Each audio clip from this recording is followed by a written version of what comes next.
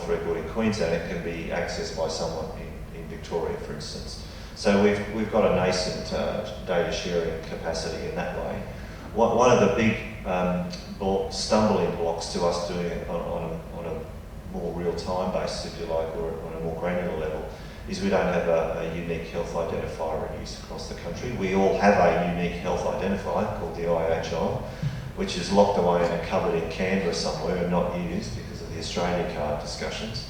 But we are provoking that conversation again so that a patient in Queensland can be identified as that same patient uniquely in Victoria. That will start to mean that we can start to move data more effectively particularly for direct clinical care, but also potentially at that research level. John, do you think that we should be trying to move towards a common computing language? We've spent the last few days arguing over which language we are going to use under which circumstance. I mean, is that something that would be helpful? Well, the various languages that have evolved in computer science have evolved for particular applications.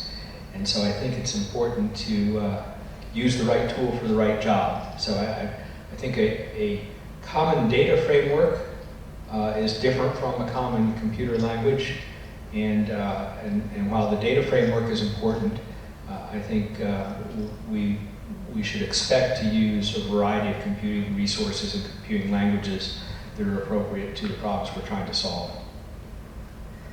So Herb, as a previous CEO of a Boston-based hospital, what worries did you have with data records and research programs and the sort of technology we're talking about now? Well, this was a while ago, but we actually had a very, very good IT group, and we were sort of, I think, one of the first hospitals to make the medical records available to patients themselves. There also, Massachusetts was very early on in having sort of a regional approach to data transfer and transfer protocol. So I think there was there's a lot of forward progress that is being made. I think that the gaps that we have to sort of traverse are very, very substantial.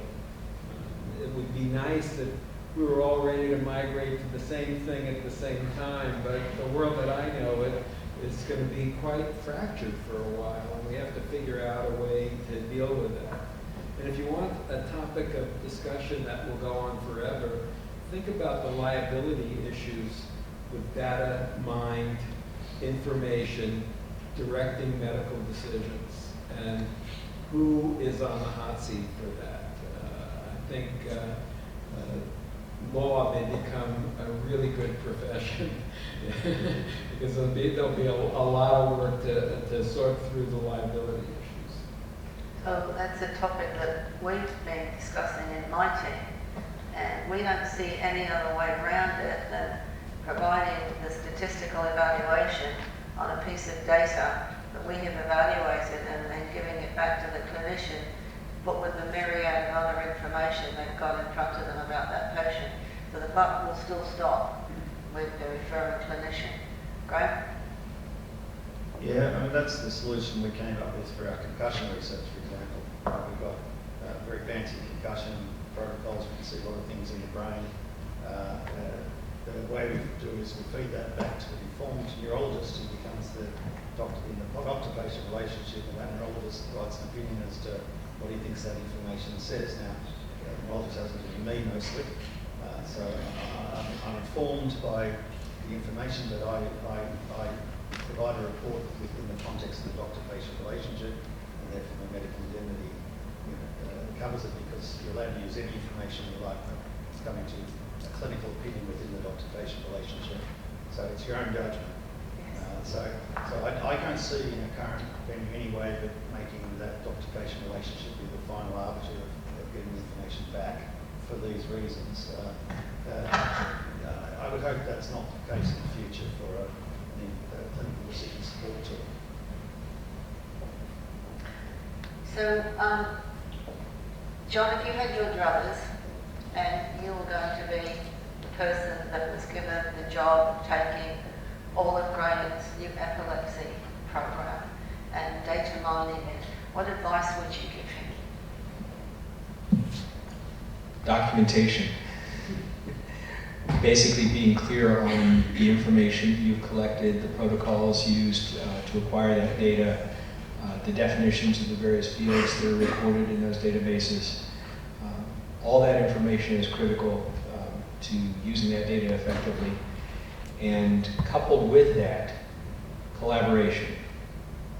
Data scientists and medical professionals working together to try and solve the problem, because it doesn't happen in a vacuum. And turning a data scientist loose on a pile of data that they don't understand is very dangerous. Are there any more thoughts from the audience? We'll take some. There's a question up the back.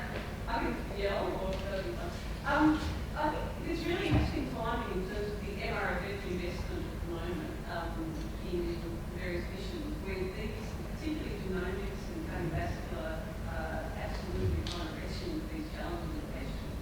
And obviously there's dollars there, but that's good research. I think trying to work with NCRIS and other national platforms as well as the state bodies is something that we, you know, the time is absolutely right to do. I think it'd be really nice to have a chat to you. Yesterday I was having a conversation with Catherine Wolf about the genomics mission, in particular, trying to figure out whether we could work together with the cardiovascular mission, which between us we've got, you know, $720 million invested over the next 10 years for research. But actually the platforms to support that is something probably that we do, and we'll work far more involved. So I think, you know, learning from what we're talking about today has been terrific. But have you got any kind of comments about how we can really take that opportunity? So this round table was determined to pull out the barnacles, okay, so we're doing quite well. Look, it's a really good comment. So one of the pennies that's dropped, particularly in the genomics side of things, is that, you know, a whole genome sequence isn't worth the paper it's recorded on if you haven't got the clinical data to match it to. So there is 50 million in the genomics futures fund and 10 million for MRFF overall. In addition to that, to look at data, recognising that this needs to come much closer together. So as part of our discussion with what we're doing mapping genomics, although it was stimulated out of the policy out of RMAC, so it was stimulated by the jurisdictions, there is a direct correlation, and we're working on, I sit on the MRFF committee, advisory committee, so we bring those two data pieces together. So we're doing it once for the whole spectrum of clinical right through to academia. And that platform will be agnostic of whatever the specialty is, it'll articulate. And we are talking to NCRIS, to biocommons, to supercompute centres to leverage existing infrastructure so that we're not reduplicating everything across the country. So your comments are absolutely spot on. Other questions? Thank you. My question is regarding data security. We haven't discussed it so far. Data is alive. It carries people's hopes, dreams, fears. How do we allay the public fear of the scandal of data security? Well, so what I can tell you is that I can't talk about data security anywhere else, but what I can tell you is in the NHS and in Queensland, and I understand the same is true around Australia, is that the security, and by security I take it you mean cyber security, people hacking into it, is as good as we can get for any national security. So it's better than your bank, it's better than Facebook, it's better than Apple. It's as good as GCHQ in the UK or ASIO ASIS in Australia. We have got a relentless and restless cyber passport across the whole of our security. The NHS spine, and we've modelled our cyber security on what they do in the UK, handles more financial transactions than the whole of the UK financial organisations put together every day. It has never been successfully hacked into. So all we can do is say that we are doing the utmost that we can in terms of technology to maintain that security. The big sticking, the Achilles heel of all this is people not doing what they should be doing in terms of how they use their emails. That's the bottom line. So, but we are doing everything we possibly can in terms of the technology, in terms of in terms of taking a best practice to protect your data. But you know, if we've got electronic data, the risk is it might be hacked. Well, the problem is the problem of the Trojan problem. So you mentioned the Trojan horse. So we are like Troy, but the problem is that somebody can send a funny email, somebody clicks on it, and then no matter how big the wall is, no matter how complex it is, there is still always a hole in the wall with Trojan horse. Yeah, sure, interesting comment, and you're quite right. So if you look at, you go back to probably one of the most secure data environments in the world, which was the Joint Task Force operation against Al-Qaeda in Iraq. That was locked down at CIA level encryption, right? And somebody happened to just record it and go out and WikiLeak it and broke the whole thing. And when it was looked at, they said, okay, even if they knew that was going to happen, they would still have pulled all that data together in the way they did, because the value of doing that hugely outweighed the one time it was hacked or the thing. I don't know of anybody that's ever died of a breach of data security in health or privacy, but I know lots of people who have come to harm and some who have died because we haven't been able to use data effectively. And if we lock data away in cupboards thinking that we're protecting it, we're delusional and we will kill people. And I say that absolutely deliberately because on an average, 8 times a year, someone in an NHS hospital who has a penicillin allergy is given penicillin and they die of a reaction because the data that was available to inform that person to make a better decision was locked away somewhere and was not available for use. We can't allow that to happen. We've got to shift the whole paradigm around. Any more questions from the audience? Sorry, by the way, nobody cares about your health data. All they want is your identity. This may be quite a naive question, but are we reinventing the wheel here? Is there not already a system in place somewhere in the world that does this? Does this just come down to money? Can we just not afford to replicate the system? Does what? In terms of the data transfer from research to the health system and vice versa? At a system level, no. We do it quite well at individual levels, you know, small ones that gets through ethics. I mean, think about ethics, okay? So here's another little bugbear of mine, that the median survival of people with most cancers is less than the time it takes for an ethics submission to get through the process, yeah? So that's a problem, but no, not at a system level. And the opportunities that we're talking about in data, and particularly what we're doing in Queensland, what we're doing in the UK, is at a population level, and no, that has not been done before. Any more questions? In fact, I'd comment that Australia is probably a place where that solution might emerge better than in other jurisdictions. We have enough connectivity. The same things I was saying is why we're worth trying to do something on a national basis. We are connected, we are friendly, we do have some complementary skills. I mean, this could be a real jobs and wealth creation thing for Australia if we get this right. Because it is hard to get right in other jurisdictions. So, yeah.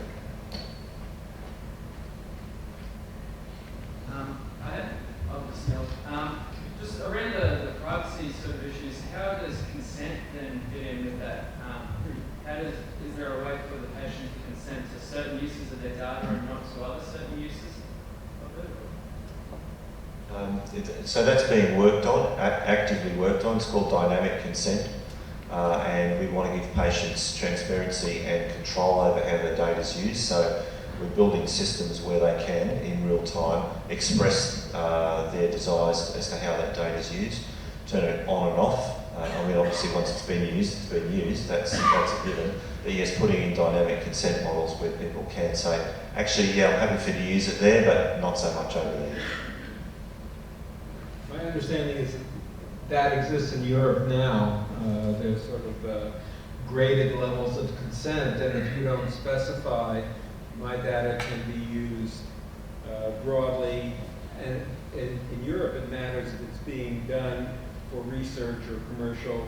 All of that is separated. So it's in the U.S. we don't really have that sort of a system organized, but in Europe it is active. They brought in a thing called the General Data Protection Regulation, GDPR, which goes to granular detail around that, and also a requirement for you to inform the patient or the person who is consenting as to what the use of that data was and what the outcome was. So that's changing, and it's a good thing. It actually makes some things in ethics much easier. But yeah, we're all struggling. We're all still struggling to figure out what the implications are there. But generally, that's the way it's going. I think what we will see is a move to patients controlling all of their data. There are third-party companies which will look after all your data, banking data, health data, whatever it is, and they will manage all the requests to use that data without ever having coming anywhere near the actual data sources. And we will move to models like that where patients give us permission to use data when we articulate the request accurately. And I think once that goes, then we start to get over things like ethics and all that sort of stuff.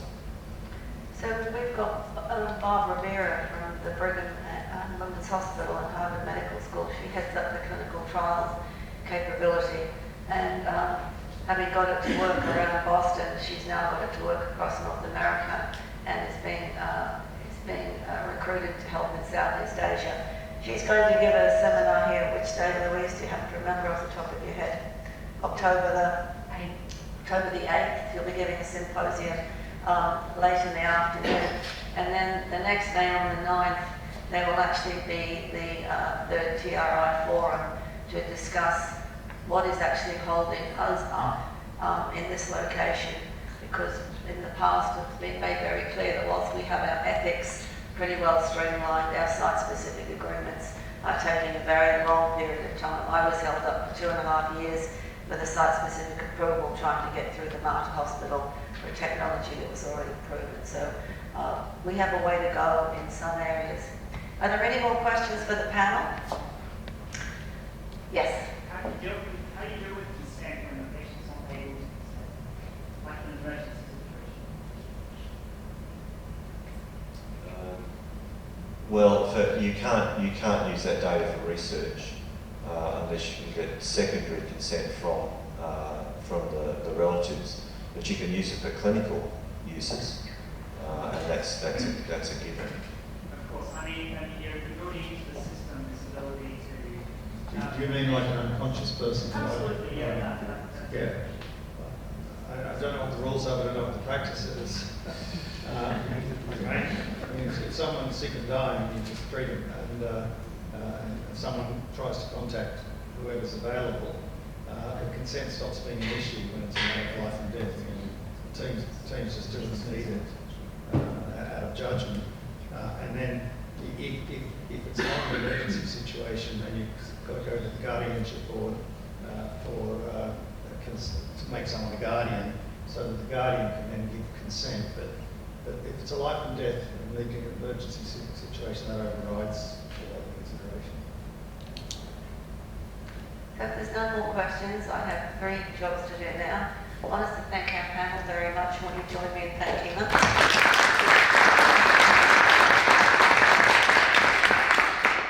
My second is to thank our Director of Imaging, Graham Galloway, who has worked very hard with this program, and I think you will all agree it's been an interesting and diverse program, showing the interface between industry, between research, the various hospitals, and the tantalising question of how we handle large sets of data. And I'm sure this won't be the last discussion and debate on that. And last but not least, we have managed to get our visitors from all around the world. They've all landed safely. Nobody's missed a plane. There was a hotel waiting for them all, and they've been... Is working at, still working at the Royal North Shore Hospital, is also teaching in the University of Sydney, pain medicine, and is certainly an expert, and I'm particularly keen to learn about the clinical perspective. So thank you, and thanks for inviting me. I will sort of follow on from John's discussion, which was a lot about the science and how this was developed, and really talk about what closed loop stimulation means from a clinician's point of view. And so I do a fair number of spinal cord stimulators. And so it's definitely something I'm passionate about, and I'm really enjoying seeing how things are going and the changes that are taking place. So as John mentioned, a spinal cord stimulator, we're stimulating the dorsal columns of the spinal cord, the A beta fibers, leading to changes when that sprouts off into the dorsal horn. But what does that mean for a patient, and what is a spinal cord stimulator? So just going right back to the start, what's it mean for a patient to get a spinal cord stimulator? Because it sounds like a fairly invasive, crazy sort of thing to stimulate the spinal cord. But what it involves basically is a two-step procedure. I'm sure a lot of you know this, but just to run through. So firstly, if you have a patient who's been identified as having pain that is likely to respond to a spinal cord stimulator, and this is generally neuropathic pain, the number one indication is persistent pain after spinal surgery. You book them in for a trial. So that's putting in a temporary electrode. This is just done as a day procedure, and it's essentially a glorified epidural. So you can see here on the, I'm not sure I can point, but you can see here we've got a needle coming into the epidural space here. This is at L12. Generally we'll be putting in 2 leads. This is a lateral image. If you're putting in an epidural just as an anaesthetist, you're just feeling going in blind, getting into an epidural space in the rough vicinity of where you want to go. And generally the needle comes in at a much steeper angle. Whereas here we're coming in nice and flat, because then once we're in the epidural space, we start feeding in a wire that has small electrodes on it. It's got a steering wire, and so we can run that up in the epidural space, generally to about the top of T8, and it covers a few electrodes.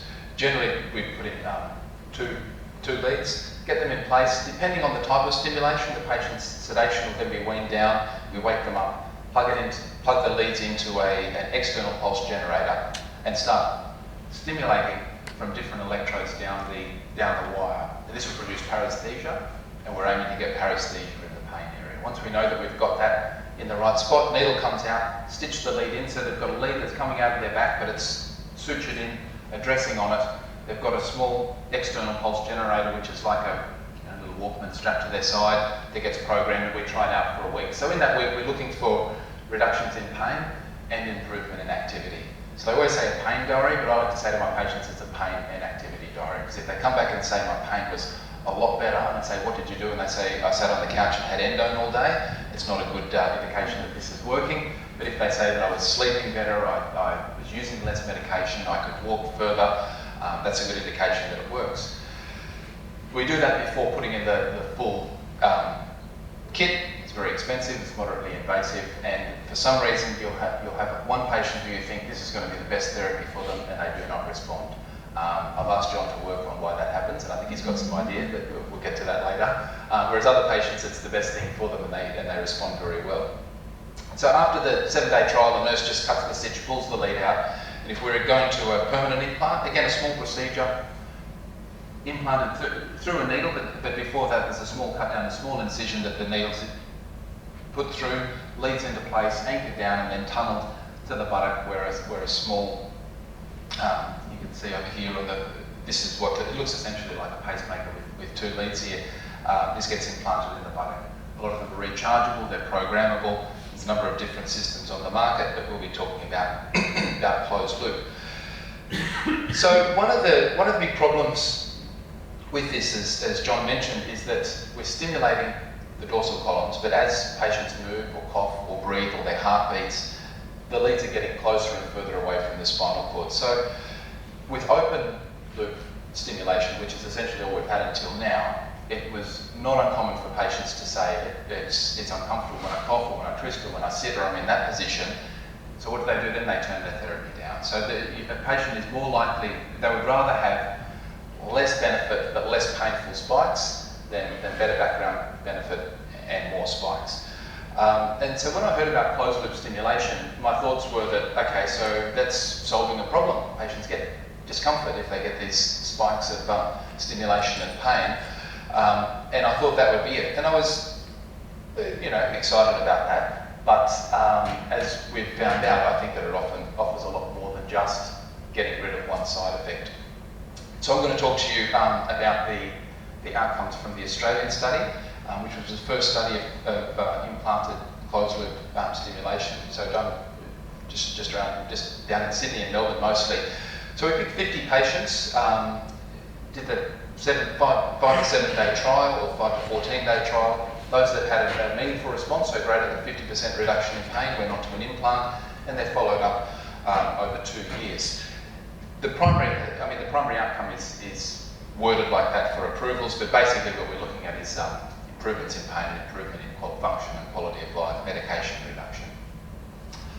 I must say that this, one criticism that we're hearing more and more in the pain world is that a lot of studies in neuromodulation, industry-sponsored studies, the patients are highly selected. There is a lot of exclusion criteria, and the results that are being reported in journals are not translating so well into real life. But I must say this study, the design was pretty open. We just really picked who we liked, as long as they had a decent indication.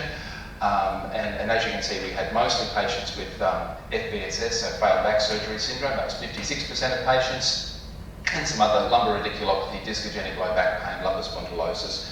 And the primary area of pain, importantly as well, 78% of patients said their primary area of pain was in the back, 16% said that it was in the leg. Now, if you were doing studies of spinal cord stimulators 10 years ago, that would be reversed. You would not be looking for back pain. It's one of the things, even when I started out, if you're thinking of doing a spinal cord stimulator in someone, you knew it would help the leg, but it was unlikely to help the back. So you'd really be gunning down, do you have back pain or leg pain? Oh, I've got a bit of both. Is it mostly back or mostly leg? Or they'd come back, they'd swear that their pain was all in the leg, and you put in a stimulator and they'd say, my leg's good, but now I'm really noticing that back pain that I had, and it just didn't, the older stimulators really didn't cover it. But as you can see here, most patients had predominantly low back pain and leg pain. I think we saw this this graph before. So this is looking at time spent within the therapeutic window, and as you can see, that was maintained most of the time when patients were in closed loop. So the important thing, how well did patients do? Again, you saw this over 18 months. So 36 patients at the time of printing this had gone to 18 months. And there was an 80% reduction in pain, which I'll compare that to some of the leading studies from prior to this, but I'll give you a hint, it's a very good result. Everyone's very excited about this. But you've got to remember too, these are patients who have a very challenging condition, very challenging to treat, and they've often been told there's nothing else I can do for you. They've had an injury, a traumatic injury, a workplace injury, or they've had ridiculous leg pain. A lot of them had an operation, they've gone back to their surgeons who said, there's nothing else I can do, there's no other surgery, see you later, have some medication. They thought there's nothing we can do, and we're offering, this new therapy is giving 80% relief to the average patient. So how does that break down with back and leg pain? Because as I said, the older spinal cord stimulators, not bad for leg pain, but no good for back pain. Here again, the results are pretty similar, back and leg pain, both reduced significantly. One thing I think is really good to look at as well is to say, how do the patients lie? When you're saying, okay, there's about an 80% reduction in, the average reduction in pain, but were a lot of patients dropping off? Did you have a lot of people sitting around the midline? And what you can see from this tornado plot is really you have responders, you have high responders, you have responders, and you have people who don't respond. So we've got 56% of patients who report over 80% relief. And when you look, especially up the top here, only one patient got 100% relief. But when you see people, the next 3 at 99, next 2 at 98, these are people who, the difference between a VAS of 99 and 100 is really the thickness of a pen. These are all patients who are doing very, very well. Coming down to some patients in the 80s and then 60, and then below that, there's some reason why these patients are not responding. So if a patient had a trial and they said, I had 30% reduction in pain, we'd class it as a non-responder. And normally, so that's where these patients are. So we can see there's kind of two groups. There's responders and non-responders, and not a lot of patients in the middle there. So again, looking, and John went through this slide as well, we have the responders, so greater than 50% reduction in pain, and the high responders, greater than 80% reduction in pain, and close to 70% of patients were reporting over 80% reduction in pain. And again, John mentioned that over time, instead of what we see in other studies that might follow up for 6 months or a year, and then at 2 years, all of the other studies, there's some sort of drop-off, but there's improvements here. I think that could be for a number of reasons. One, this is the first time patients have been implanted with this therapy for so long, so there might have been some improvements in the programming over time. There may have been changes in their nervous system and actual due to the therapy, or patients may have gone on to be more functional, built up better core strength, and other things contributing to pain reduction. We don't know yet, but either way, it's a very good result. So, using this therapy, with this new therapy and the measurements that we can have on the spine, what else can this lead to? We've seen that it's showing superior pain reduction. But one thing that I'd like to know is, can we use this to determine from the beginning how well a patient will do?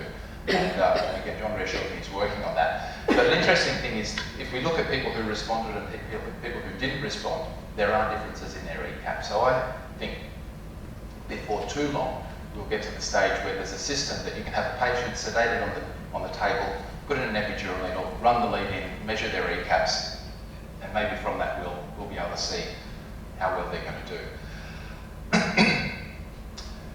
So if we compare how patients in the Avalon study have done to previous neuromodulation studies, so what we've got up here is a study from 2016. This was comparing conventional, just best on market open loop stimulation, 60 hertz, to a newer form of neuromodulation that came out a while ago, where they use a much lower amplitude but a very high frequency, so 10,000 hertz.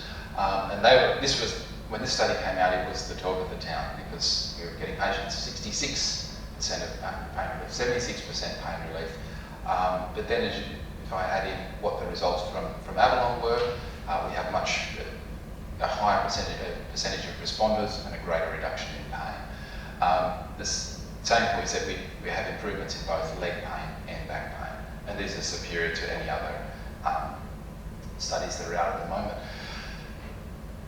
Importantly as well, we know patients aren't just a BAS score or an NRS, and you can have some patients who say my pain's a lot better, but their life is no better. So it's encouraging that studies now are not looking purely just at a number or at a dot on a line, but looking at other outcomes, functional outcomes, quality of life outcomes, especially with third-party payers. These are expensive bit of kit to put in someone, so a workers' compensation insurer wants to know that this is going to lead to some function improvements as well.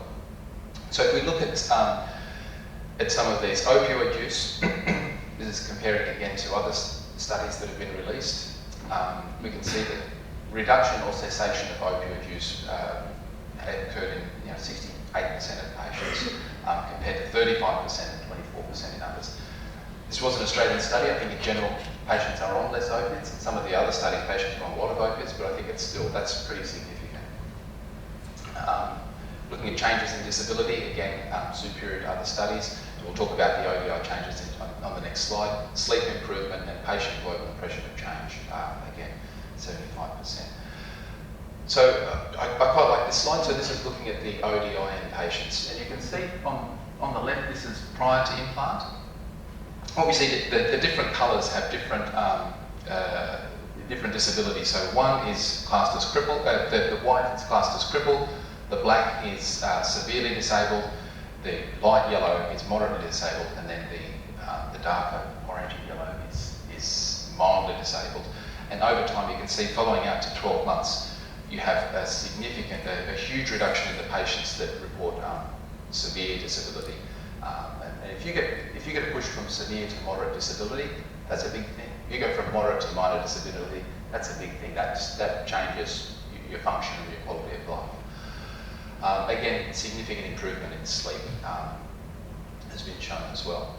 So I think a good way to think about closed loop stimulation is similar to what happened with pacemakers over time. The first pacemakers were pretty groundbreaking and pretty good, but as soon as they started sensing in pacemakers, the technology really took off, and I think the same is going to happen in neuromodulation. As we're sensing, we're looking at we've got an endpoint that we're measuring. We're not just throwing electricity at the spinal cord, we're actually measuring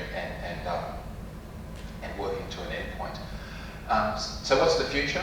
I think, as I mentioned before, predicting patient outcomes by measuring the ECAPs, I think that's very exciting.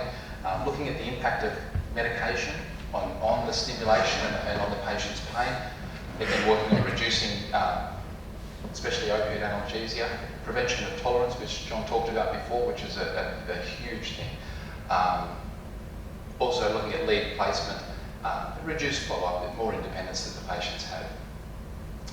So just very briefly to talk about a couple of other applications. There's a man in the US who's been using the shape of the ECAPs to look at determining the laterality of his electrodes. And you can see that if you're in the midline of the spinal cord, the ECAPs will be a certain shape. If you start going out further lateral, there's a change in that. So he's a neurosurgeon who normally does his leads with neural monitoring, but he's trying to determine whether he can do this without neural monitoring, just through measuring the ECAPs. Also the effects of medication on the therapeutic window. So this is the study of a patient who was on gabapentin and oxycodone. I think this was a patient from the US, and you can see changes in the therapeutic window as the gabapentin was ceased, coming down here, and raised, and then as their opiates came up, there were changes in their stimulation. Similarly, this was actually a patient of mine who, when we implanted her device, she had radicular leg pain. She'd had a spinal operation and still had radicular leg pain. And she was she was a profound responder and came off all of her medication. So prior to implant, she was on about 450 milligrams of Lyrica, and she came off it within a couple of months.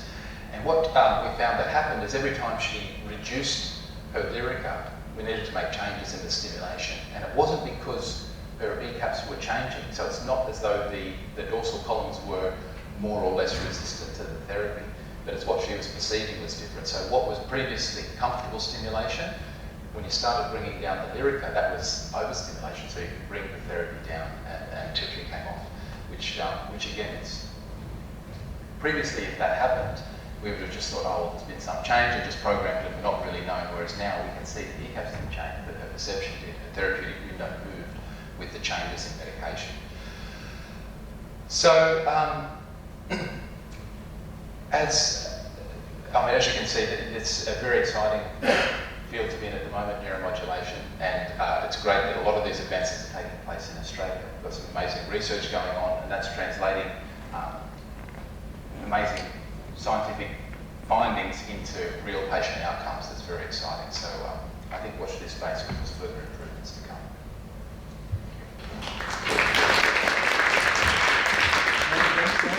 We might have one or two questions briefly.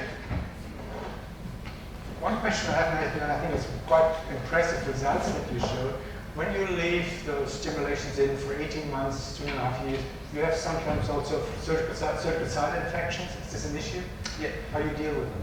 So, well, again, it is, do you mean like a late response or late? Yes, late response, where they're coming out skin somewhere and there. So I suppose, I think it comes down, a lot of those things come down to technique and volume. If you have practitioners who are not doing that many, and again, I think with the older therapy, you have to be the patient, you needed just the right patient, so people weren't doing so many. As the technology is getting better, more patients are doing well, you do more, your surgical technique and follow-up improves. So things that can happen, lead migration, definitely. Nowadays the leads are a lot wider, so we used to have just small quad electrodes where you really had to, if there was any movement, you'd lose therapy, whereas now there's wider electrodes, there's different stimulation parameters that seem to be driving it, and that's less of a problem now. Okay. Any other remarks or questions? Otherwise, Professor Perrin announcement. Now it comes about measuring pain and objective, which is very important.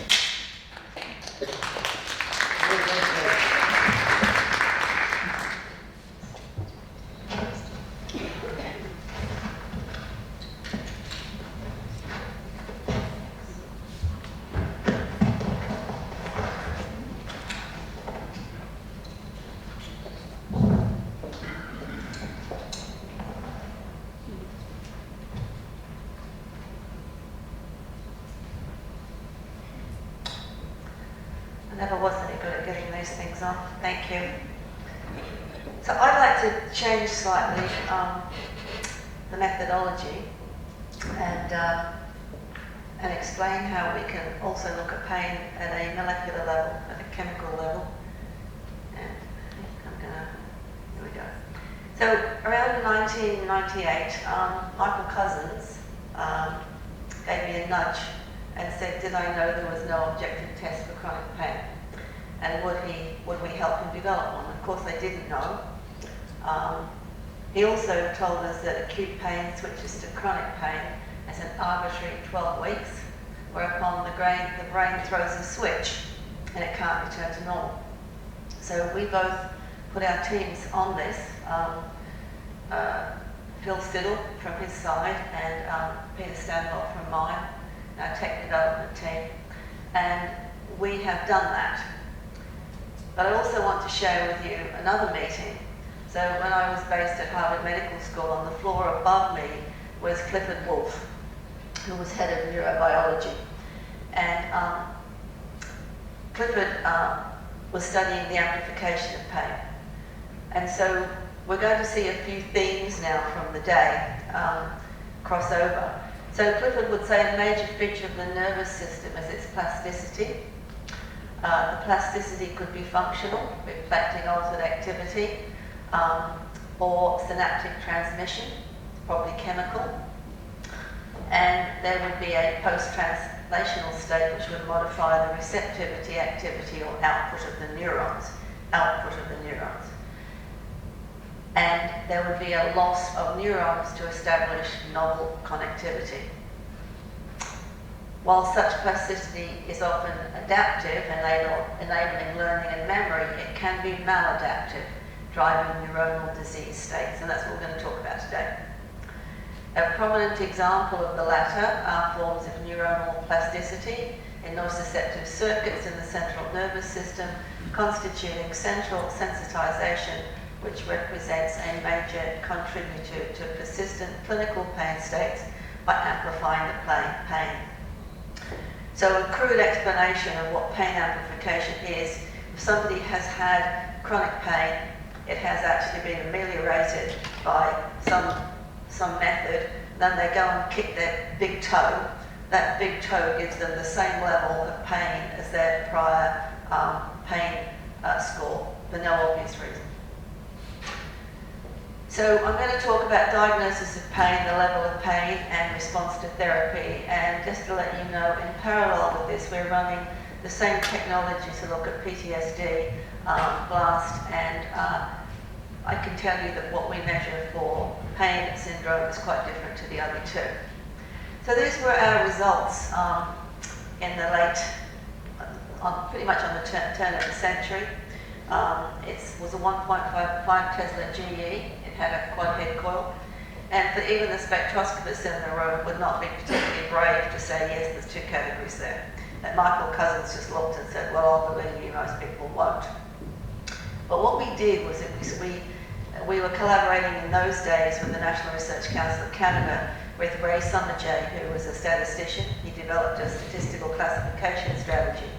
And whilst we looked at single resonances and we measured their intensity and their alignment at half height, he data mined every single point in all 4,096 data points in the spectrum. And he was able to distinguish between low back pain and no back pain. Those little red arrows I'm going to come back and discuss later, and that has been published, as you can see.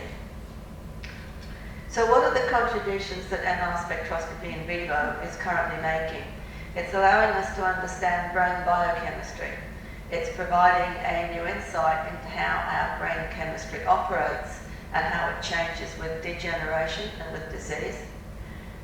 We can see that abnormal brain chemistry is changing the way we feel and how we behave, and we have examples of that. And we also know that an individual can be diagnosed and monitored as their own control. So this is the one-dimensional MR spectrum, and conventional means, as I said, is to look at the frequency, which tells you what the chemical species is. You look at the intensity, which will actually tell you the molecular motion of that molecule. And for MR spectroscopy, in vivo, we only see those molecules that are mobile on the MR timescale. We don't see DNA, we don't see RNA, and we don't see mobile molecules. So it's these pools of chemicals that are mobile on the MR timescale. You can also see that most of those chemical species are actually overlapping, which means that it makes it extremely difficult to be able to identify what's going up and what's going down. So we've spent quite a few decades developing two-dimensional spectroscopy.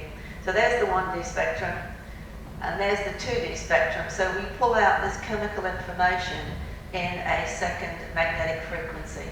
And that allows us to unambiguously identify the chemicals that are changing. There's a particular part of the spectrum that we're going to spend quite a bit of time discussing today. First of all, that is a slice through the 2D spectrum. The region of the spectrum that's turning out to be quite important is this region.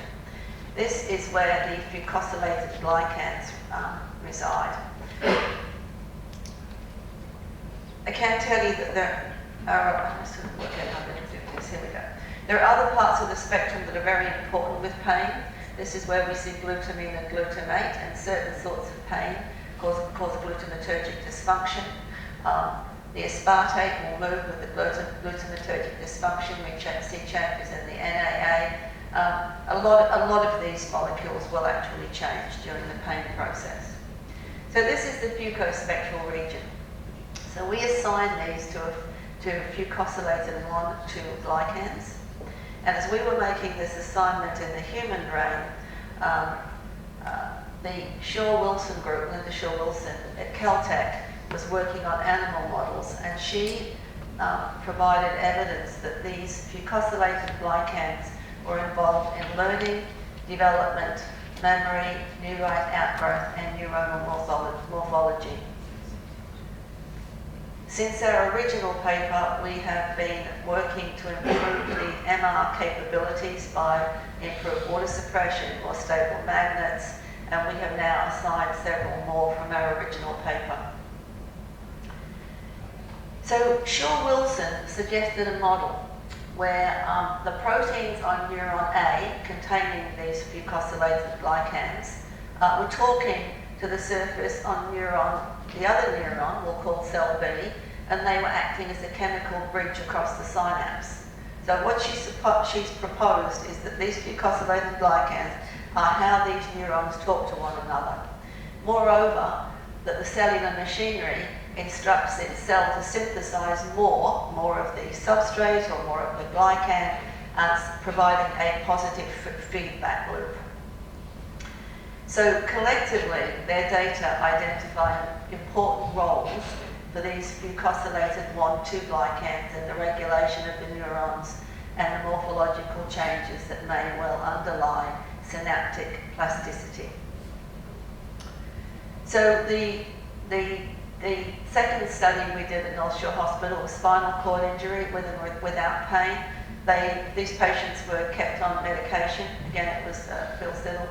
And then when we were in Boston, we did a chronic pelvic pain, male chronic pelvic pain study. Again, they were also kept on medication, and why I'm saying that will be important later. So with the spinal cord injury, we had 20 spinal cord injury patients, and the pain was assessed with the Short-McGill. The pain scores were above 6 out of 10. That's also an important piece of information, because the studies I'm describing to you now all had moderate or severe pain. So now at 3 Tesla, again with a head cord, you can actually see, starting to see the spectral changes.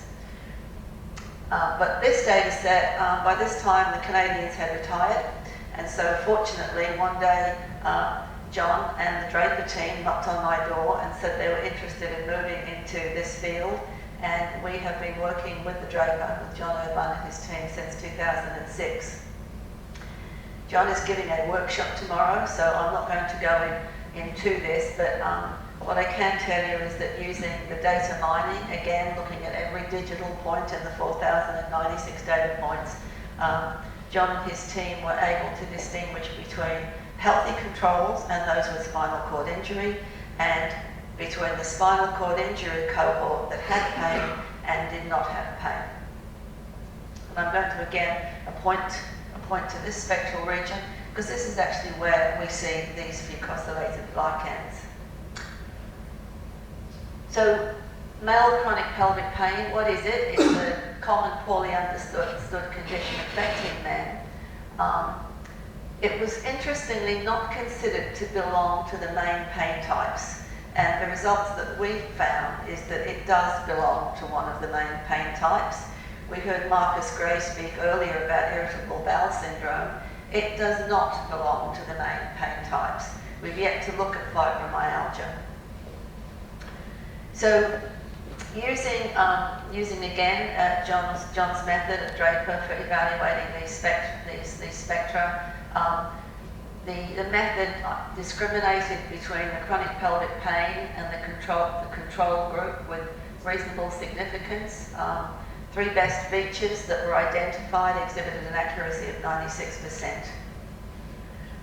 What we had not expected was that this method also found that the spectral regions were highly correlated with self-reported pain. So when I told this to Michael Cousins, he said, "Oh, but we've all just decided it's not possible to compare individuals' reported pain levels." And I said, "Well, sorry, but the chemistry seems to do that." So this is the way that John actually evaluates the data. He doesn't use the Fourier transform, he uses the wavelet analysis and then develops the classifiers. And as you can see, we can distinguish pain versus no pain. These are the 3 spectral frequencies that his method identified. And I looked at that and said, well, that's very interesting, because that's telling us something about the fucosylated glycans. So I asked John to reevaluate. So these are now our 2D spectra from the fucose region. And I asked John to reevaluate his data looking at the 1.09 at the top. And as you can see, that encompasses 2 cross peaks. It's the substrate alpha fucose, and it's also the fucose glycan type 2. And we actually see the level of pain correlates with the intensity of those particular molecules. And underneath, we can see that the other fucosylated glycans were decreasing in their intensity. So I'm going to come back to what that means, but now we're actually going to go on to the modern evaluation, which is 3 Tesla on a Prisma using a 64-channel head and neck coil. And here we look at a patient that responded to therapy. They had chronic temporomandibular joint pain. On the top we can see a healthy control. Underneath was the patient that had the pain score of 8 out of 10. So what we see here is that this patient, we can see fucose 2, which is not present in the healthy control. Fucose 2 arrives when somebody's quite ill. We can see the substrates alpha fucose, and we can see that there is a change in the fucosylated glycans through here. And we see a lot of lactate in the brain.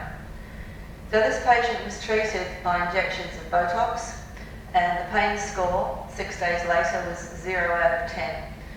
What we were seeing in the brain was the lactate decreasing. We were seeing an increase in the substrate free fucose, but what we were watching was repopulation of those fucosylated glycans. So once the pain had gone, these fucosylated glycans in the brain were being repopulated. So clearly the synapse between the neurons was taking control once the pain had gone. Now, we've also been doing a study here on acute low back pain. We're trying to find out what the thresholds are now. So this was a patient that reported with acute low back pain. We've got the healthy control here. This was at presentation, and then 4 weeks later, and then eight weeks later. What was interesting about this is that at 4 weeks, all the pain had gone, but the person's brain had still not re-equilibrated. It had by 8 weeks. So what we're seeing with acute pain is that once the pain has gone, it's taken considerably longer for the brain to return to normal than we had anticipated.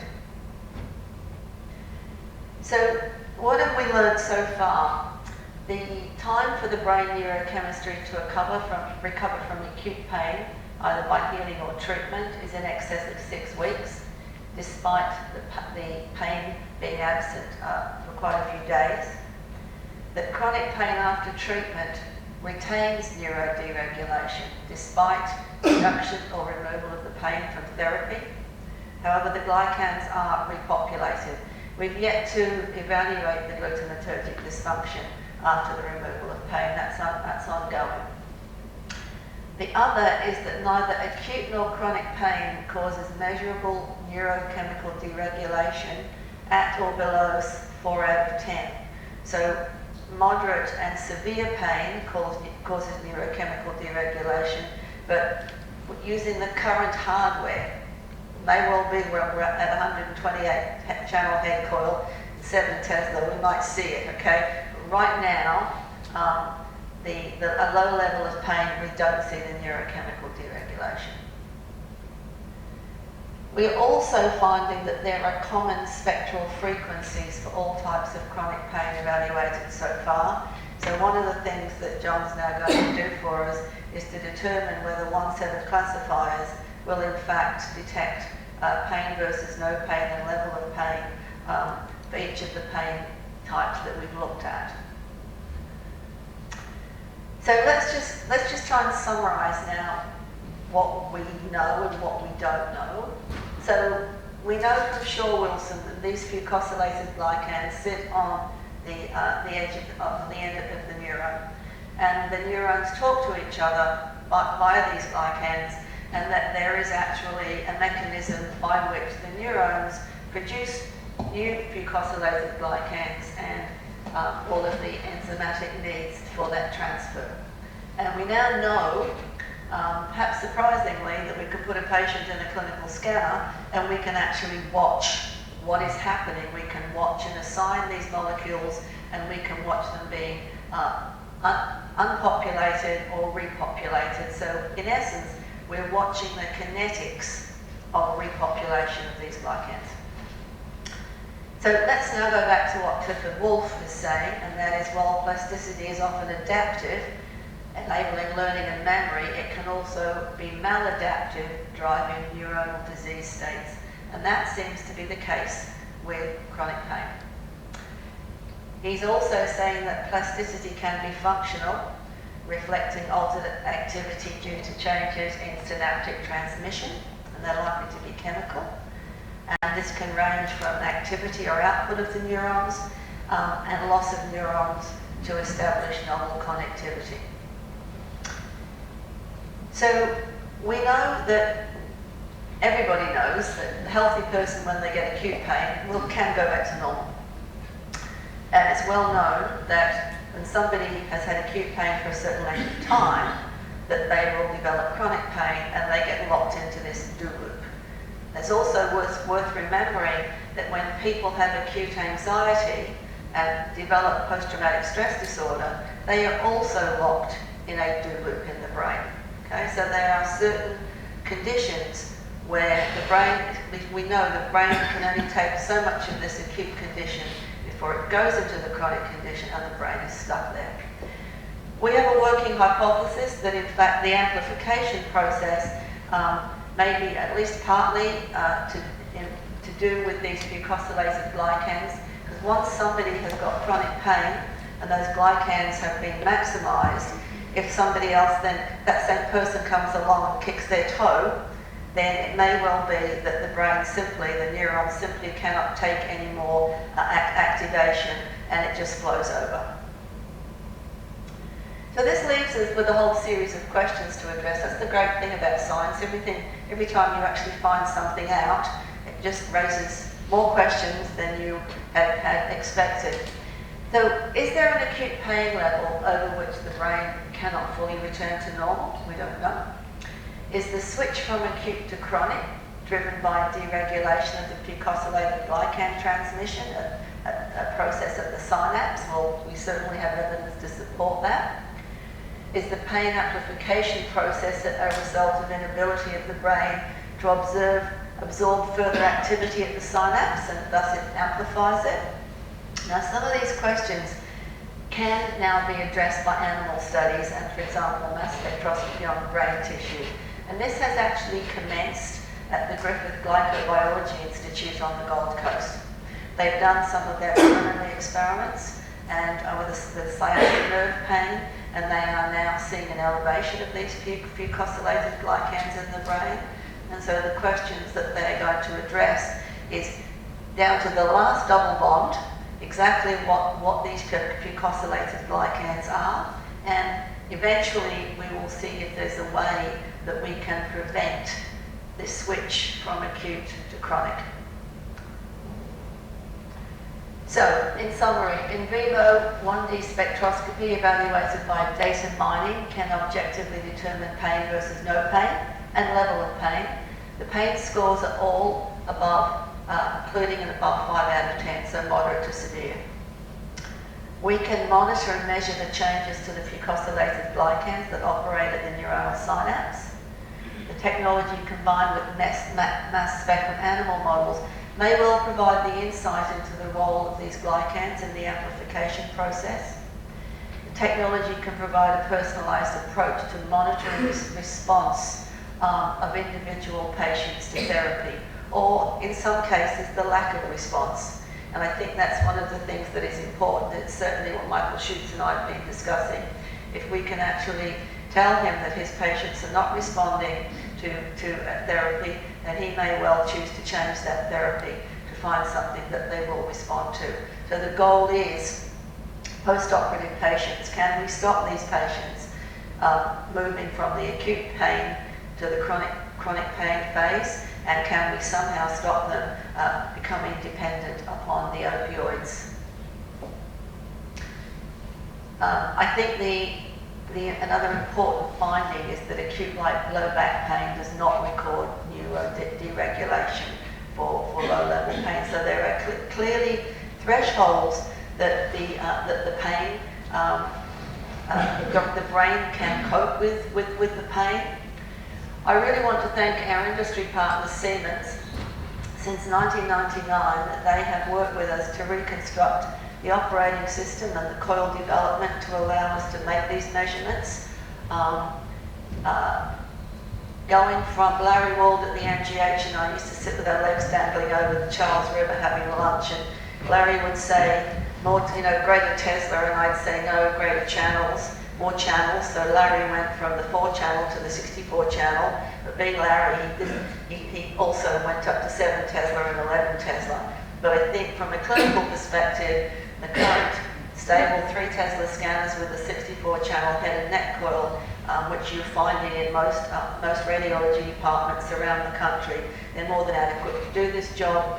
I'd also like to thank Draper, because the classified development and being willing to work with us to really data mine and find out how much information really is available has been invaluable.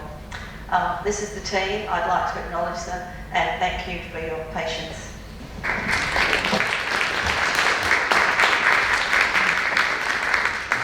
Caroline, any questions to Caroline at this stage? I think it's still exciting for us for clinicians to find a way to make some objective approach towards pain. I think still it's a way to go, and pain is so multifactorial, and it may even lead to the next session. But first of all, I would like to thank John, Nathan, Caroline, and I think it was an interesting session looking at pain from various levels. And I think it leads actually quite nicely to data mining, because pain is so multifactorial, and I really think when we get more data around, we may understand really where pain comes, where acute goes to chronic pain, what is the medication, what are genomics, and I think there's more to come in the future. We have one question, please. Do we either speak up very loud, or do we have a microphone? Caroline looked this up in the past. I mean, there's an animal model I know that has genetic deficits in cancer, and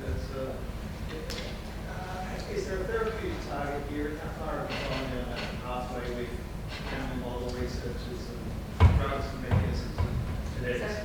So from a therapeutic target perspective, sorry, I just turned this off.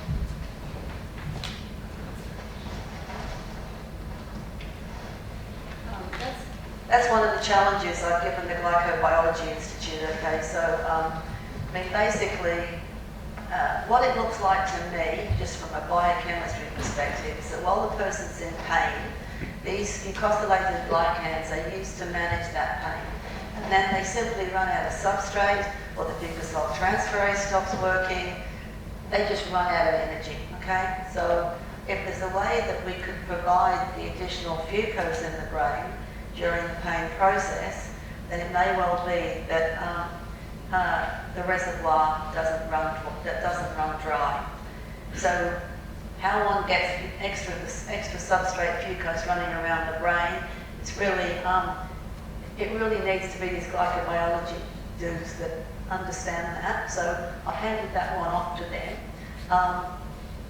I think also it's important to look at precisely which glycans are being looked at in the human brain. As you can see, most of them line up in one direction, but there's one that doesn't. That tells us that that glycan, that fucose, is on a different branch of the carbohydrate chain. The world spent an enormous amount of time and effort over the last period of time actually looking at molecular genetics, proteomics, but not a great deal of work has actually been put into the sugars, and they actually are the most diverse communicators in the human body, and I see that as an area that is going to come into its own. Did I answer your question? Thank you. Okay, well, one more question and then we conclude. Very nice study. I probably missed that. Where do you position the volume of interest when you do the spectroscopy? So we use the PCG just for historical reasons, because when we were working with four-channel head coil, we didn't get enough signal, and so once we'd started collecting data from there, we just kept going. But we do tend to look at the ACC and the PFC as well. And in some of our early work on low back pain, even at 1.5T, Ray was finding that he could distinguish pain from no pain from all pain areas, but there were differences in the other types of chemicals in the brain. Okay, so for example, this was John, I think it was, with the spinal cord injury, it was clear that one part of the brain was reporting more on the fact that they had spinal cord injury, and another part of the brain was reporting more on pain. Is that right, John? Okay, yes. Yes. From different markers. Yes, yeah.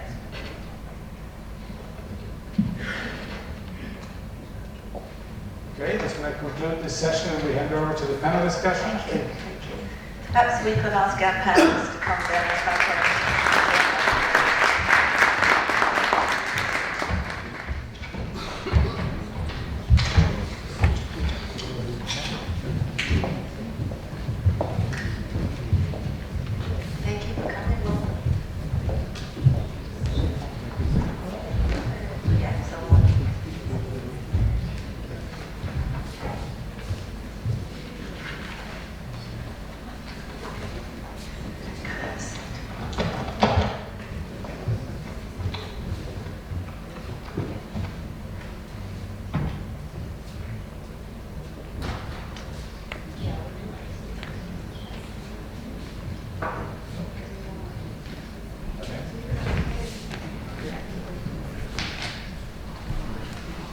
So this meeting has had several themes, and one of which has been data.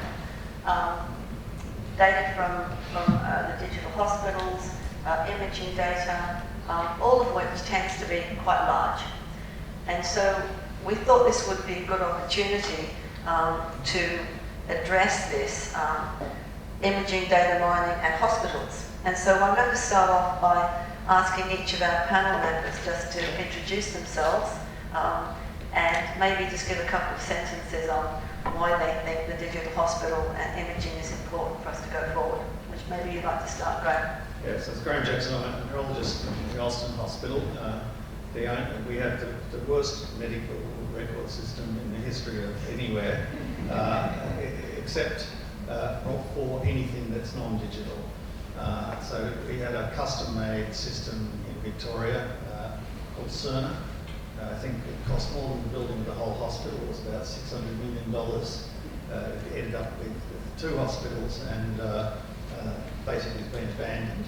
But the only thing that could be worse than that is no electronic medical record. I cannot see how you can operate medicine in the current era without that.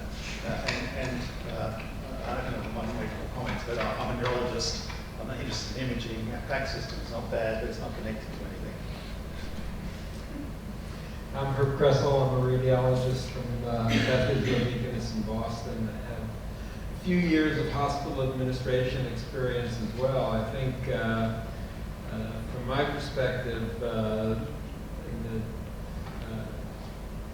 digital data availability is sort of the great opportunity for us, particularly if we marry it with the images and other testing, laboratory and genomic testing. The problem is actually to successfully harness that data. It's sort of the holy grail, but I think there's a big gap from having it as a goal and implementing it. John Irvine from Draper. My background is in statistics and have been applying statistical methods to a wide variety of problems, not just in the biomedical area. And I think universally across all the disciplines I've worked in, being able to acquire, manage, and work with data has always been the big challenge. The actual statistical modeling or machine learning is usually a small piece of the problem, but getting the data together and in the right format. And I think having the data in digital form is a great first step.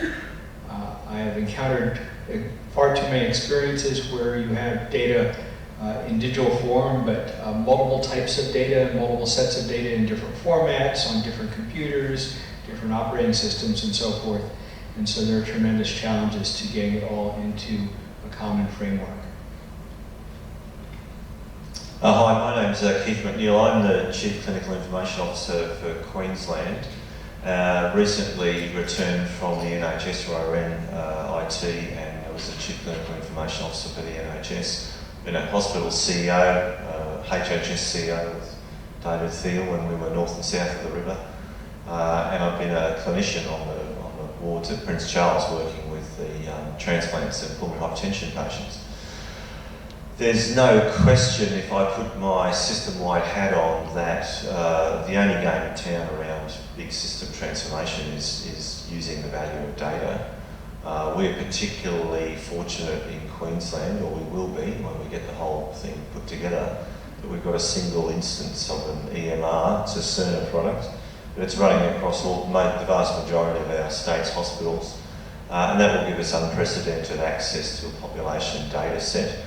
And the challenge then is to make sure that we get the quality of the data right so that we can apply the analytic engines onto that platform and link that hospital data with the other determinants of health data from whole of government, primary care, community, etc.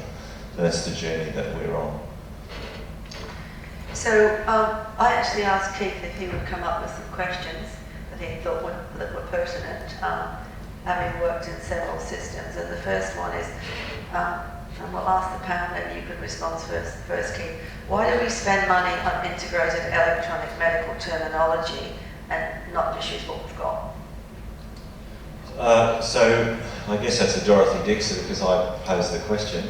But having said that, it's interesting what John said about the different computers and different systems. You have to log in here and there. If you read Tim Berners-Lee's original transcript about his information management strategy, it basically said that word for word. You know, there are multiple computers, multiple logons, different systems. And in fact, he finished it off by saying it's easier just sometimes to just talk to people over coffee. And that was like 35 years ago when he basically conceptualised the World Wide Web. And here we are now, and nearly 20% of the way through the 21st century, and we've still got that situation. So why do we spend all this money? Well, the first thing to say is that, you know, in individual systems, we've got some very good functionality, but you can't join them up. And I think Beth Israel has been trying to do that. That's the latest venture that I heard, and struggling. And everywhere we've tried to do that. So we have defaulted to integrated or semi-integrated systems, at least that come as a package. because the data that we get out is at least interoperable, it's standardised and structured, and so it makes the analytics easier. We can actually interpret it because we're all talking the same language. Now, underpinning that, of course, is the coding, is the ontology, is the standards of the data collection, the data dictionaries, etc. And you've got to get all that right. But there's no question when you do that you can start to see patterns in big data sets that you otherwise couldn't have imagined, not without cognitive capability. Anybody else like to comment, Graham?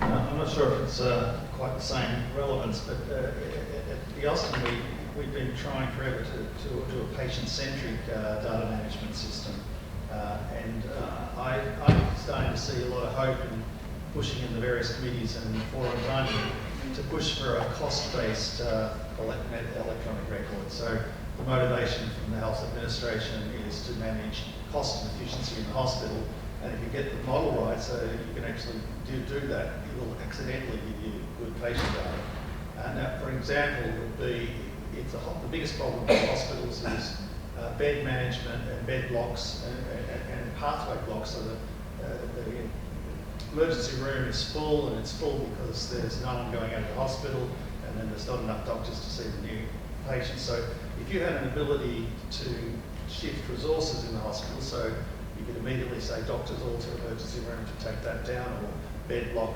and you can move that quickly and with anticipation, then you would have a really effective cost-changing model for the healthcare system. I think if you can achieve that information, you will achieve the patient care as well, because it's the same data you have to manage. Right, I don't know if that really answers it. So Herb, as the editor of radiology, you see a lot of output from around the world. How many hospitals around the world do you actually think have digital capabilities and are using them effectively? I really have no way of knowing that. There are a lot of hospitals, particularly in the US and Europe, that have digital capabilities. I think the quality of the data that's being collected and archived is very, very variable. I think there's a lot of effort to kind of agree on common data elements that can be put forward. I think that will be fraught. I think it's easier said than actually done, and I think is a challenge from my perspective to move that forward. Perhaps we'll move forward with natural language processing and be able to sort of sidestep the difficulty of forcing everyone to use sort of the same coding and nomenclature potentially.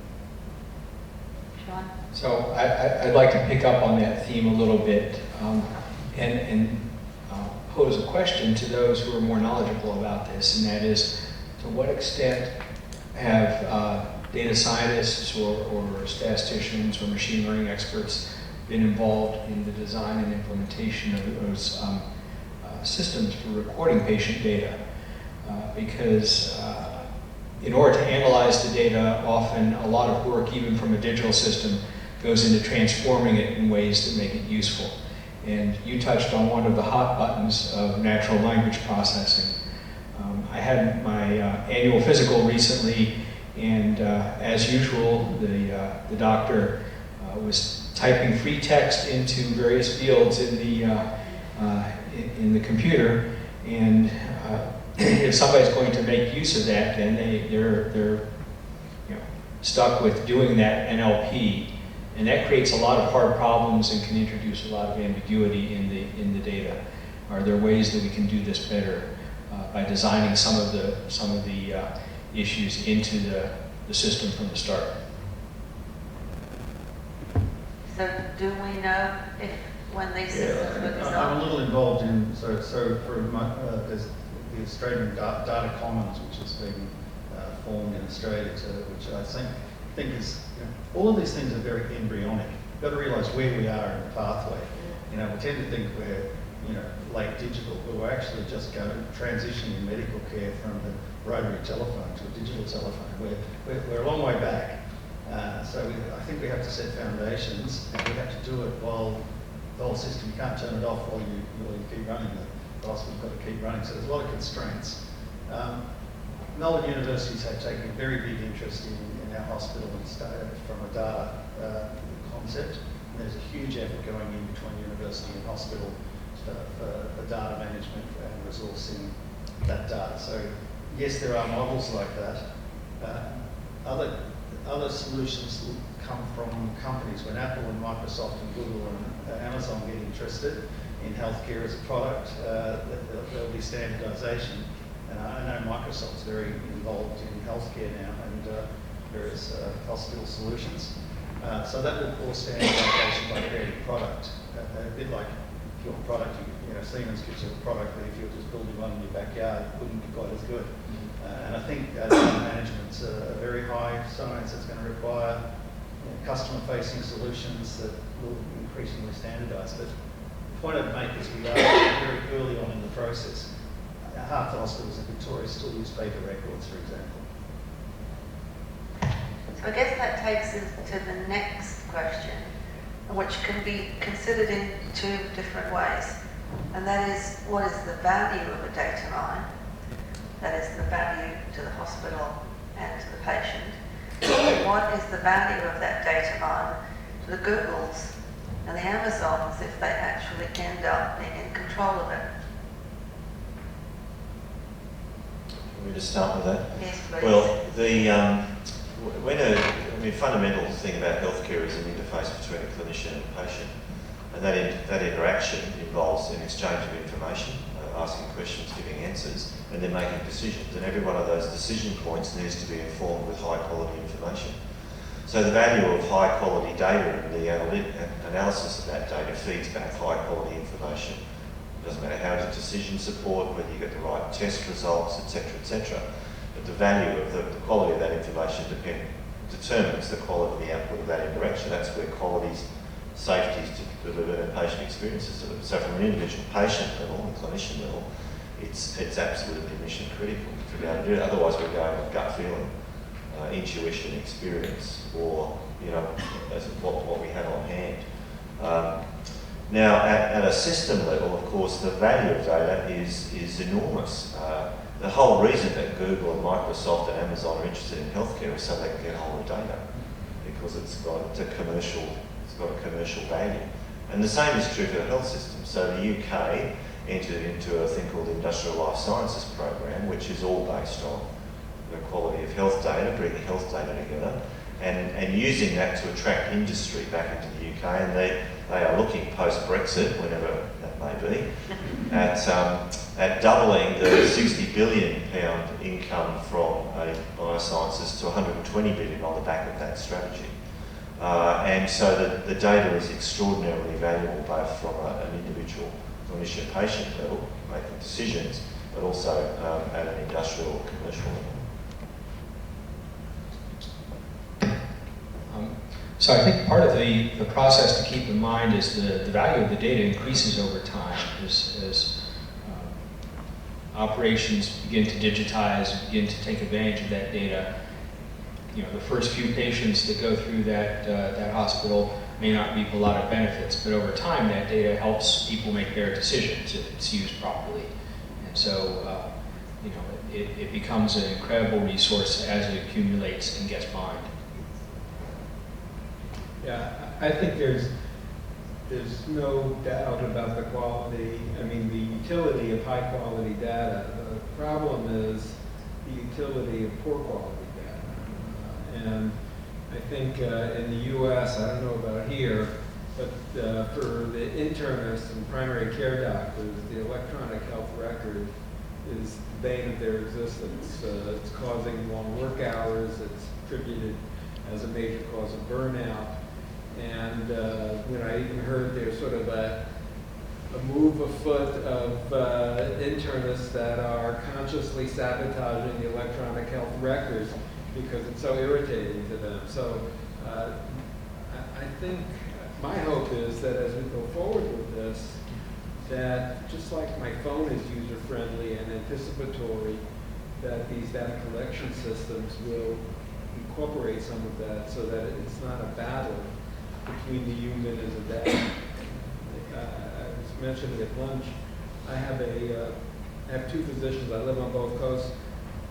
My physician in California, he actually has a scribe, a medical scribe, in the office with you while you're doing your history and physical, taking down everything.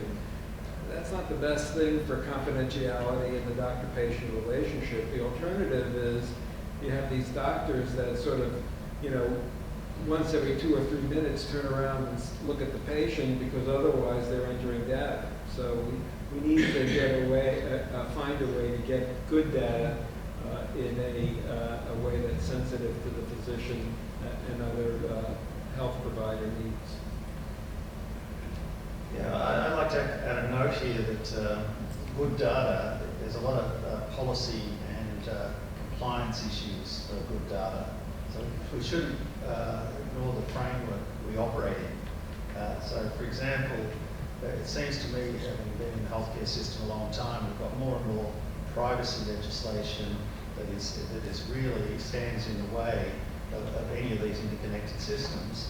At the same time, we're all giving away privacy in our social media environment. So we're in a very strange framework where privacy is such that we can't connect between 2 hospitals in Melbourne, and there is a call you made in another hospital to get the information, sort of private channel, where otherwise you wouldn't be able to. You can't know from another hospital what the patient is dying in front of you in intensive care did in that hospital because of privacy. So we have to get our policy and cultural expectations right in health. Obviously we have to protect privacy, but not... I agree with you, and I'm not going to say which hospital it was, but it was in Australia. I saw a young physician take a picture of something, and he sent it, by Gmail to somebody who may be able to help with the diagnosis. If you did that in the Harvard hospital, you'd be fired, fired. No return. So I think that's important for Australia. It's not clear, I think, in the hospitals here exactly what we can and what we can't do. And I think that's important protection, not just for the patient. I think it's an important protection for the health providers. Do you want to comment on that? Yeah, a couple of comments. One is that the burden of data collection in US hospitals is much greater than it is for Australia. Our mantra is that every keystroke that is used by a clinician adds value to the interface with the patient, or we shouldn't be doing it. And we're not burdened with the financial and accounting responsibilities and the repetitive data collection as needed from the billing side of things. So we're fortunate in that respect. So we don't see the same levels of burden, which is not to say that we've made it easy, but it's not the same sort of level. The privacy thing is as Grace says, really important. And there is absolutely no reason you can't exchange data around direct patient care between hospitals. Someone's just made that up and probably is just doesn't know. And the usual thing is when you don't know and you think you might be at risk of being told off, then you say, no, you can't do that. There's so much of that goes on, but you're right, we do have to know and be explicit. So people use WhatsApp now, and they sneak in a cupboard to use it because they think it's the wrong thing to do. It's actually perfectly acceptable to use WhatsApp. It's end-to-end encrypted, as long as you don't use put patient confidential data on it. You can certainly ask clinical questions if you need to. So we need to get that absolutely clear, and it's very clear also to regulators, to legislators, to lawmakers and policymakers that they cannot keep up with the data agenda. The rapidity with which we're generating data in real time and wanting to use it in real time is overwhelming the ability of legislation to keep up.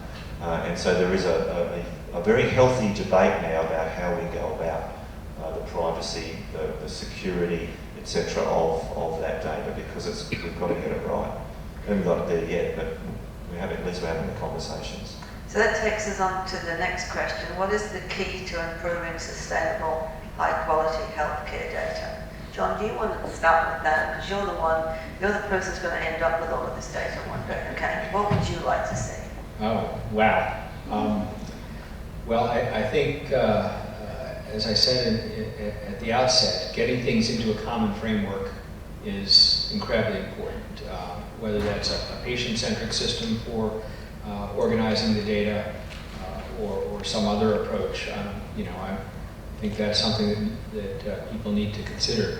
but the idea that I go to one place to get my radiology data and another place to get the clinician's notes from the EMR and so forth, that just creates tremendous challenges for the data scientists. And so a common framework, a common set of terminology, so that you know, the image that I get from one hospital is comparable to the image from another hospital, common data formats, and well-defined standards. I think all of these things come into play. And you know, typically you talk to anybody that's worked on a data mining project, and at least 90% of the effort has been in wrangling the data and getting it into a place where they can work with it. And you know, if we can cut that time in half, we will be tremendously more productive. Right. Yeah, I'm just thinking what we're trying to do with the Australian Epilepsy Project. We're trying to see research as a piece that transforms from one place we are, sets up a model that can then be assumed into the healthcare system. It's a big piece of work to go between the current standard of care and a different standard of care, and expecting a system to do it with its ongoing operational details, I think it's difficult. So you need, that's the vision we have in epilepsy. If we're going to change it, we need to change it within a research framework, then roll it out to all of Australia, and then create an international product that takes it as a cheaper, better organised. So let's take that program as an example. So just say we're a site here that you choose. We will participate with you. Would you, in your current role, see any issues with us collecting the data on the epilepsy patients here and then sending de-identified data down to Melbourne to be evaluated? And how would we do it in a way that you would be comfortable with? What governance needs to be in place in order for us to be able to send that so that you're confident that the Queensland patients are protected? Well, that's a big question. Sorry. And nitty-gritty now. So, no, you're absolutely right. Look, I can't answer that straight away because different states have different requirements, different legislation, different policies. So that's a tricky one.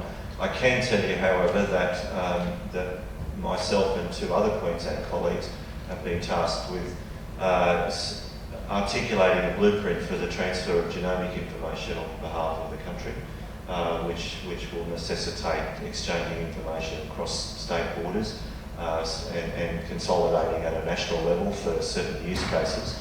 And part of that articulation will be what is the data access governance, what is the privacy, what is the cybersecurity requirements, what is the legislation that is going to need to underpin us to flow that data. And it'll be the same if we can do it for genomics, we can do it for any particular clinical area. And we'll use that and firm intention to use that as a blueprint for information and informatics exchange around the country. So one of the things that, I think Thomas is still here from Siemens. So Siemens have now got a cloud, it's their cloud, and it has Australian government governance approval. It has the United States government governance approvals and the EU.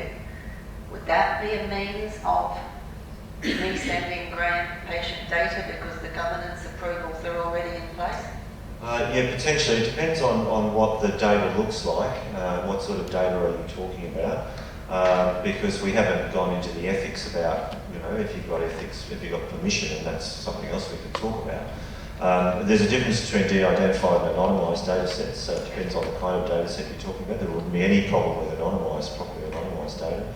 De-identified gets a bit trickier, depending on what the ethics of the institutions are. So we haven't got harmonised ethics around this either, which is another issue, but potentially that's right. The public sees their health service providers as a trusted entity to do this. As soon as you get out into commercial organisations, they're less willing to let their data slip outside that net. That was a lesson from the NHS. So partnerships around that, agnostic of what the technology is, and it comes back to what the Act of Data Access and the governance around that That's where we want to get. What we really need to do is have transparency over what we do, and we can't show people that yet. When we get transparency and people are confident about who's using their data for what, when, how, what the result is, and they have control over that, then they become much more comfortable with allowing their data to be used in a wider variety of settings. Just coming on to that, there is a difference between multi-centre research trials which are ethically governed and clinical registries which are clinically acquired data. Yes. Do you want to comment on that? Because they also need some degree of harmonisation if we're going to have the future that we think we should have. The registries in particular? Well, the sort of registry data that's collected in the routine clinical care being transferred across state boundaries as opposed to prospectively acquired research that has multi-centre ethics approval. Yeah, so clinical data across state boundaries, we have that now in some ways through My Health Record. So we can upload data into My Health Record in Queensland. It can be accessed by someone in Victoria, for instance. So we've got a nascent data sharing capacity in that way. One of the big stumbling blocks to us doing it on a more real-time basis, if you like, or on a more granular level, is we don't have a unique health identifier in use across the country. We all have a unique health identifier called the IHI, which is locked away in a cupboard in Canberra somewhere and not used because of the Australia card discussions. But we are provoking that conversation again so that a patient in Queensland can be identified as that same patient uniquely in Victoria. That will start to mean that we can start to move data more effectively particularly for direct clinical care, but also potentially at that research level. John, do you think that we should be trying to move towards a common computing language? We've spent the last few days arguing over which language we are going to use and under which circumstance. I mean, is that something that would be helpful? Well, the various languages that have evolved in computer science have evolved for particular applications. And so I think it's important to use the right tool for the right job. So I think a common data framework is different from a common computer language. And while the data framework is important, I think we should expect to use a variety of computing resources and computing languages that are appropriate to the problems we're trying to solve. So Herb, as a previous CEO of a Boston-based hospital, what worries did you have with data records and research programs and the sort of technology we're talking about now? Well, this was a while ago, but we actually had a very, very good IT group, and we were sort of, I think, one of the first hospitals to make the medical records available to patients themselves. There also, Massachusetts was very early on in having sort of a regional approach to data transfer and transfer protocol. So I think there was there's a lot of forward progress that is being made. I think that the gaps that we have to sort of traverse are very, very substantial.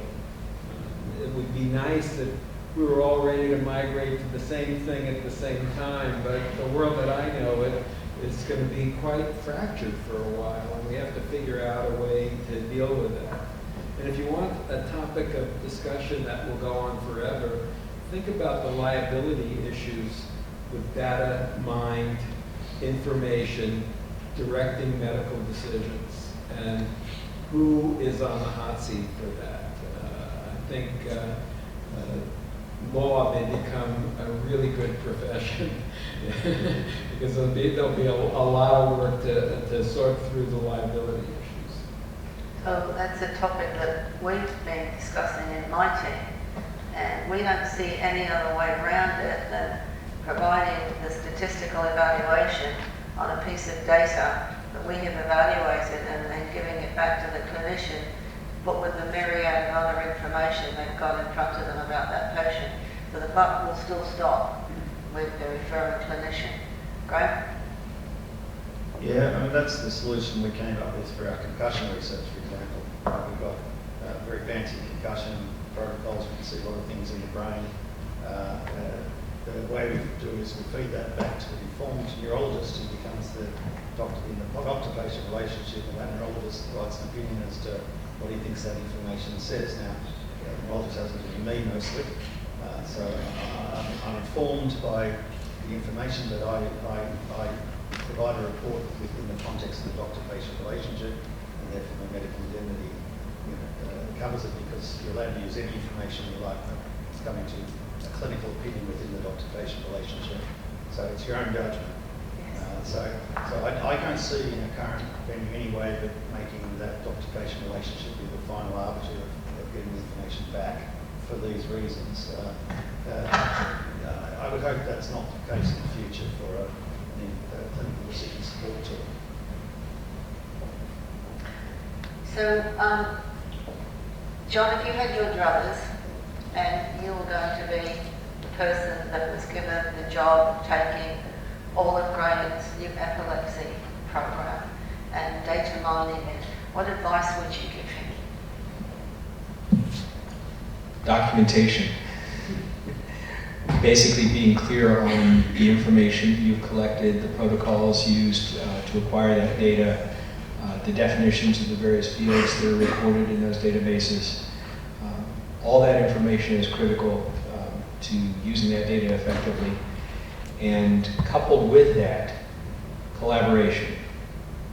Data scientists and medical professionals working together to try and solve the problem, because it doesn't happen in a vacuum, and turning a data scientist loose on a pile of data that they don't understand is very dangerous. Are there any more thoughts from the audience? We'll take some. There's a question up the back. I think, yeah, I think it's really interesting timing in terms of the MRFF investment at the moment in various missions, where these, particularly genomics and cardiovascular, absolutely kind of wrestling with these challenges of patients. And obviously there's dollars there, but that's good research. I think trying to work with NCRIS and some other national platforms as well as the state bodies is something that we, the time is absolutely right to do. I think it would be really nice to have a chat to you. Yesterday I was having a conversation with Catherine Moore about the genomics mission in particular, trying to figure out whether we could work together with the cardiovascular mission, which between us we've got $720 million invested over the next 10 years for research. But actually the platforms to support that is something you probably need to do, and we'll work far more than dollars. So I think, learning from what we're talking about today has been terrific, but have you got any kind of comments about how we can really take that opportunity? So this round table was determined to pull out the barnacles, okay, so we're doing quite well. Look, it's a really good comment. So one of the pennies that's dropped, particularly in the genomic side of things, is that a whole genome sequence isn't worth the paper it's recorded on if you haven't got the clinical data to match it to. So there is 50 million in the genomics futures fund and 10 million for MRFF overall. In addition to that, to look at data, recognising that this needs to come much closer together. So as part of our discussion with what we're doing mapping genomics, although it was stimulated out of the policy out of RMAC, so it was stimulated by the jurisdictions, there is a direct correlation, and we're working on, I sit on the MRFF committee, advisory committee, so we bring those two data pieces together. So we're doing it once for the whole spectrum of clinical right through to academia. And that platform will be agnostic of whatever the specialty is, it'll articulate.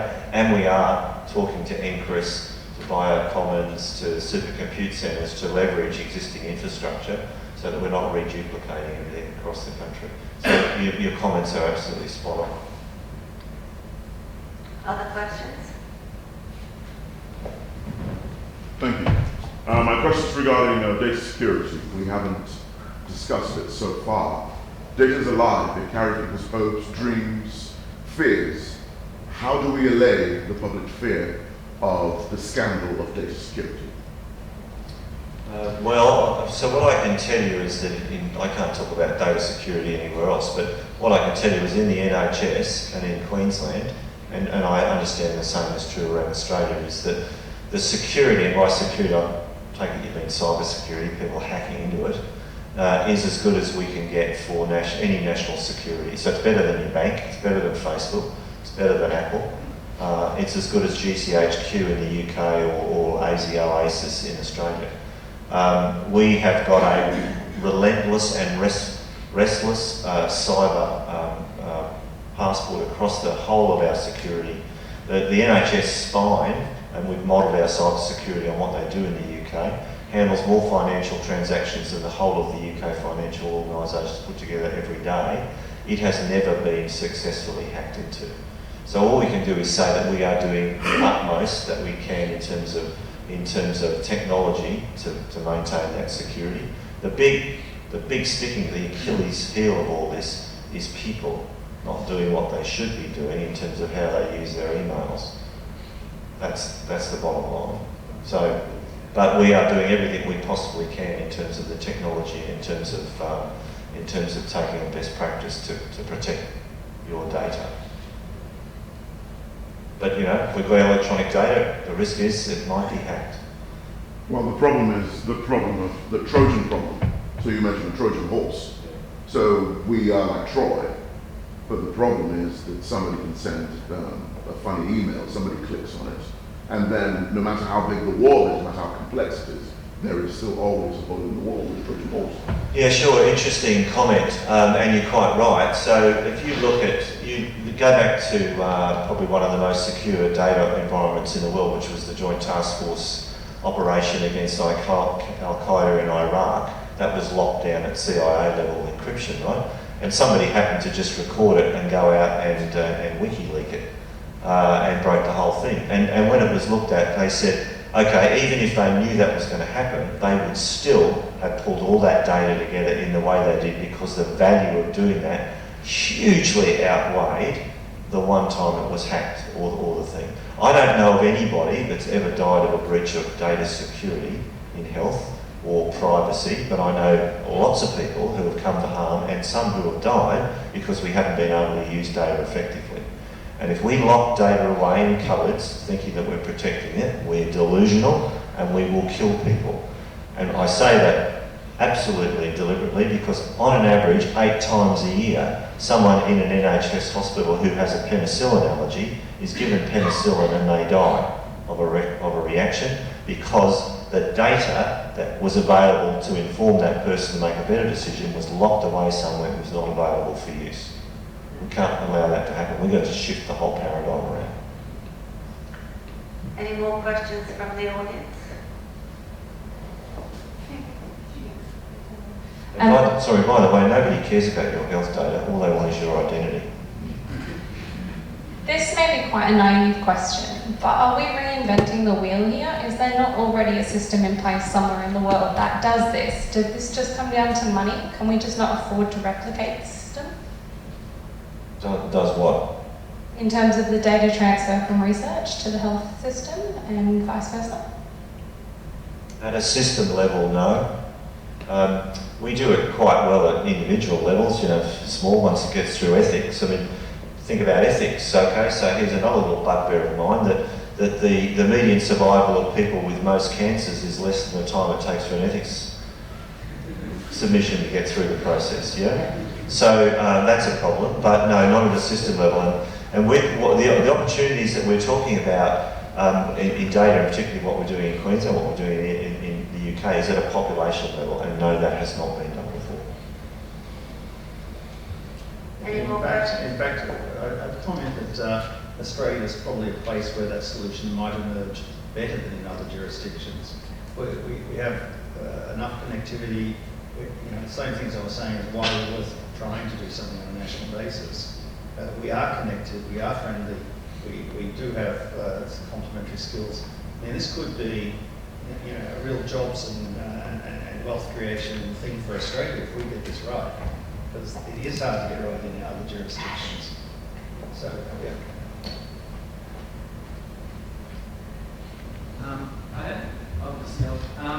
Just around the privacy sort of issues, how does consent then fit in with that? Is there a way for the patient to consent to certain uses of their data and not to other certain uses of it? So that's being worked on, actively worked on. It's called dynamic consent, and we want to give patients transparency and control over how their data is used. So we're building systems where they can, in real time, express their desires as to how that data is used, turn it on and off. I mean, obviously, once it's been used, that's a given. But yes, putting in dynamic consent models where people can say, actually, yeah, I'm happy for you to use it there, but not so much over there. My understanding is that exists in Europe now. There's sort of graded levels of consent, and if you don't specify, my data can be used broadly. And in Europe, it matters if it's being done for research or commercial. All of that is separated. So it's in the U.S. we don't really have that sort of a system organized, but in Europe it is active. And they brought in a thing called the General Data Protection Regulation, GDPR, which goes to granular detail around that, and also a requirement for you to inform the patient or the person who is consenting as to what the use of that data was and what the outcome was. So that's changing, and it's a good thing. It actually makes some things in ethics much easier. But yeah, we're all struggling. We're all still struggling to figure out what the implications are there. But generally, that's the way it's going. I think what we will see is a move to patients controlling all of their data. There are third-party companies which will look after all your data, banking data, health data, whatever it is, and they will manage all the requests to use that data without ever having coming anywhere near the actual data sources. And we will move to models like that where patients give us permission to use data when we articulate the request accurately. And I think once that goes, then we start to get over things like ethics and all that sort of stuff. So we've got Barbara Vera from the Brigham and Women's Hospital and Harvard Medical School. She heads up the clinical trials capability, and having got it to work around Boston, she's now got it to work across North America, and is being recruited to help in Southeast Asia. She's going to give a seminar here. Which day, Louise, do you happen to remember off the top of your head? October the 8th. You'll be giving a symposium late in the afternoon, and then the next day on the 9th there will actually be the TRI forum to discuss what is actually holding us up in this location, because in the past it's been made very clear that whilst we have our ethics pretty well streamlined, our site-specific agreements are taking a very long period of time. I was held up for 2.5 years with a site-specific approval trying to get through the Mater Hospital for technology that was already proven. So we have a way to go in some areas. Are there any more questions for the panel? Yes? How do you deal with consent when the patient's not able to consent, like an emergency situation? Well, you can't use that data for research unless you can get secondary consent from the relatives, but you can use it for clinical uses, and that's a given. Of course, I mean you're building into the system this ability to. Do you mean like an unconscious person? Absolutely, yeah. Yeah. I don't know what the rules are, but I know what the practice is. I mean, if someone's sick and dying, you just treat them, and if someone tries to contact whoever's available, the consent stops being an issue when it's a matter of life and death. You know, teams just do what's needed out of judgment, and then if it's not an emergency situation, then you've got to go to the guardianship board to make someone a guardian, so that the guardian can then give consent. But if it's a life and death and an emergency situation, that overrides all other consideration. So if there's no more questions, I have 3 jobs to do now. I want us to thank our panel very much. Will you join me in thanking them?